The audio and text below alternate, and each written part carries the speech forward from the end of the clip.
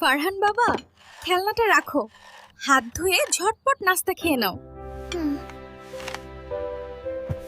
আমি এখন খাবো না মা, আমার আরো খেলা বাকি। ফারহান, মা কত কষ্ট করে তোমার পছন্দের পরোটা বানিয়েছেন।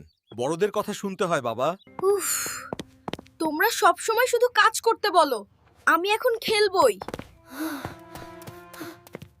ফারহান, অন্তত তোমার বলগুলো ঝুড়িতে রাখো বাবা, আমার খুব কোমর ব্যথা করছে। আমি পারবো না মা, ফাতেমা আপুকে বলো। মা, তুমি গিয়ে বিশ্রাম নাও, আমি গুছিয়ে দিচ্ছি। জাজাকাল্লাহ খায়ের মা, তুমি খুব লক্ষ্মী।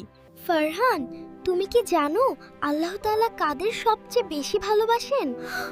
আমাদের নবীজি বলেছেন, মায়ের পায়ের নিচে সন্তানের জান্নাত।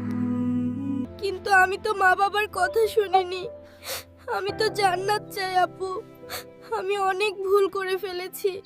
আব্বু, আপনি বসুন, আমি ব্যাগটা ভেতরে রাখছি। আরে, আমার ছোট ফারহান আজ এত দায়িত্ববান হয়ে গেল কিভাবে?